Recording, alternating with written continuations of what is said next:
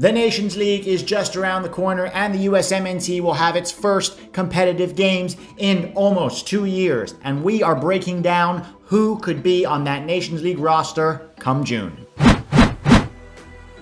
What up, guys? I'm Pete Douthit, host of the 11 Yanks Breakdown Show, where we discuss all things USMNT. We got 2 videos a week now, guys, Wednesday afternoon and Sunday afternoon. If you're new here, welcome. Smash the subscribe button. If you're already subscribed, smash that notifications button so that you never miss a video. Okay, so Gregg Berhalter has already said that we will be bringing our first choice roster to the Nations League. We don't have Olympics, but we do have Gold Cup in July. My guess is that that's going to be a combination of the B team and the under-23 team. We're gonna have a video about that roster next week, but today we're talking about the roster for the Nations League. And like I said, Gregg Berhalter wants to bring the first team. They'll be done by June 7th or 8th latest, and then they'll have an entire summer off to rest and have good preseasons with their clubs so that come September, they are fit, ready, and firing for World Cup qualifying. The problem now is trying to figure out what is Gregg Berhalter's first choice roster. The last 4 or 5 camps have been separated by either domestic rosters or European rosters, and there's been a lot of factors on both sides that have prevented players from going. So we really don't know too much. What is Gregg Berhalter's first choice 23?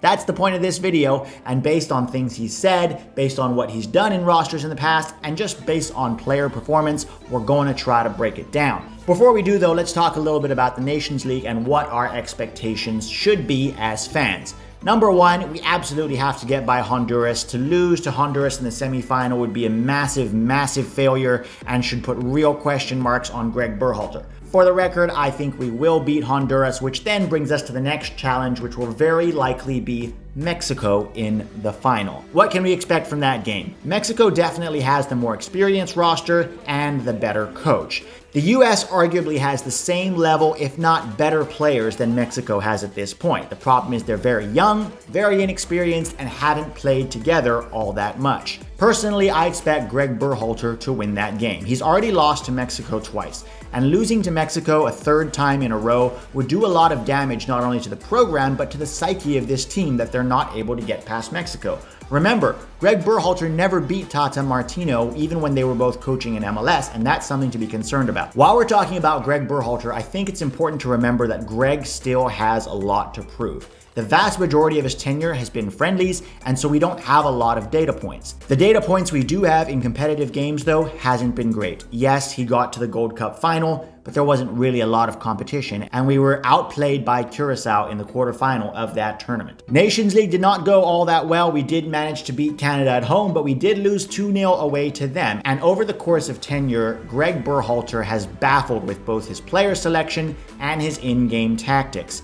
He needs to use this Nations League to show that he can A, get the roster right, get them playing together in a cohesive way, but he also needs to figure out his in-game tactics. When things aren't going well, does he make the right changes at the right time? We haven't seen that from Gregg yet, and Nations League is a chance for him to do that. Listen, if we dominate Mexico in the final and end up losing 1-0, it's not the end of the world, although there should still be question marks. If we get completely outclassed and decimated by Mexico yet again, then absolutely there should be question marks on Gregg and whether or not he is able to handle this level of coaching. It's one thing to be good at recruitment and getting a lot of players to join your program, but if you cannot get your tactics right on the day and get your team to win when it matters, then maybe you aren't the right man for the job. Truth is though, Gregg will not be fired and probably won't be unless World Cup qualifying is actually in danger. So let's focus on the roster of the Nations League and who I think gets called in. Okay, so as always, let's start with goalkeepers. And guys, these are the 3 goalkeepers I think he brings. Zack, Steffen,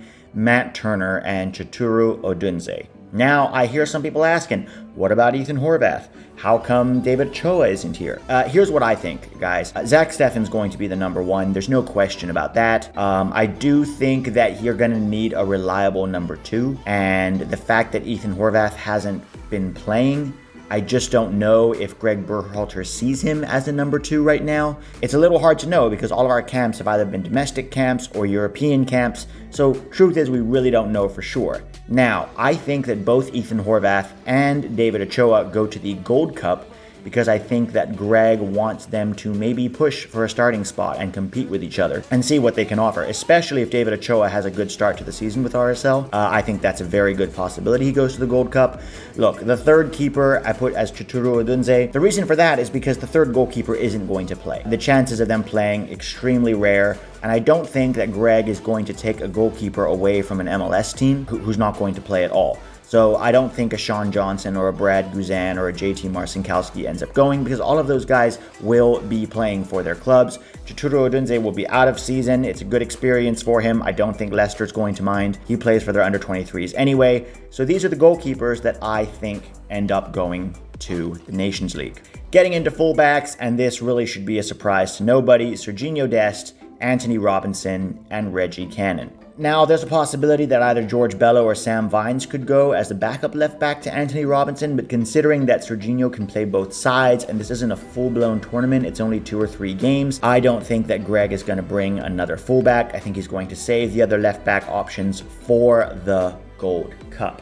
Not much else to say about these fullbacks, really. Fairly expected. All of them playing in Europe. All of them will be out of season. Center backs is where it starts to get interesting. John Brooks and Aaron Long are probably the starting center back duo for us. Tim Ream is very likely John Brooks' backup at left center back, although in my opinion, Mark McKenzie is and should be pushing Tim Ream for that spot. Again, this is not what I would do. This is what I think Gregg Berhalter would do. Tim Ream does have experience. He's good passing the ball out of the back, and even though he isn't playing for Fulham, he showed well against Northern Ireland the last game, and I think he continues to be John Brooks' backup for now. The backup for Aaron Long is where I struggled, because it was either going to be Matt Miazga or Chris Richards. Now, personally, I think that Gregg Berhalter likes Richards. We haven't seen him start yet, but he does have 3 caps. Now, the reason I think he'll have Richards here is because I think he's an adequate backup to Aaron Long. And I think that he wants Chris Richards on the World Cup qualifying rosters come September, which means he would rather have Chris Richards here in the Nations League than have him at the Gold Cup in July. There's still a chance it could be Matt Miazga, and it's possible that he'll take 5 center backs. He could have Chris Richards and Matt Miazga here, but with the Gold Cup coming up, I genuinely don't think so. Central midfielders now. Tyler Adams, Weston McKennie, Yunus Musah, Sebastian Lletget, Brenden Aaronson, and Jackson Yueill. Now, the top 3 are starters and absolute locks for this roster: Yunus, Weston, and Tyler. Sebastian Lletget, we have every reason to believe he'll be in the roster. He's been a mainstay for Gregg. Almost every time he's available, he gets called up, and to his credit, he has played well. Brenden Aaronson's stock has continued to rise over the last few months, and his last 2 games in March were extremely impressive. Him and Luca De La Torre really saw their stock rise in those 2 games, and I was just short of putting Luca De La Torre on this roster, but I think that Jackson Yueill goes instead of Luca. Here's why. Tyler Adams is our number 1 6. We don't really have a proper 6 behind him. I think that Jackson Yueill is going to be that guy.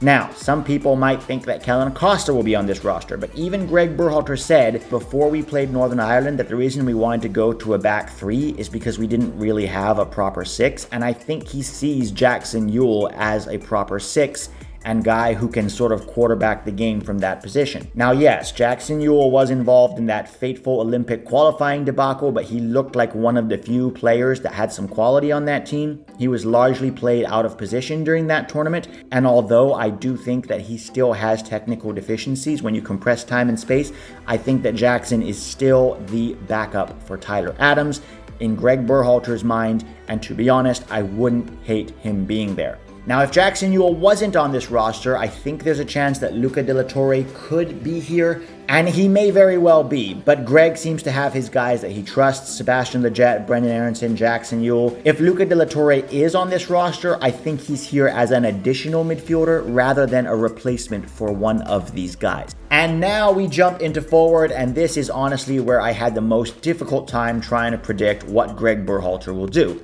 Some of these guys are easy: Josh Sargent, Christian Pulisic, and Gio Reyna for sure.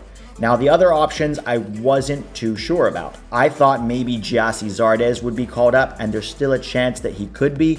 But looking back at the last 5 camps, Zardes wasn't brought in for any of them, and to me that's very telling about where Gregg rates him. In January of 2020, before the whole pandemic situation, he wasn't brought in for that camp. Even though he was available, Gregg Berhalter relied on Jesus Ferreira. Then in the November European camp, Berhalter couldn't bring Zardes because Columbus Crew was still playing, so he didn't feel like bringing him. He didn't bring him again in December for the MLS camp because Columbus Crew was still in the finals, and he didn't bring him back in January or in March. Now, it felt like there was always quote-unquote good reasons for him to bring Gyasi, but the fact that he hasn't brought him in at all tells me that maybe Gregg understands that Gyasi doesn't quite have the quality.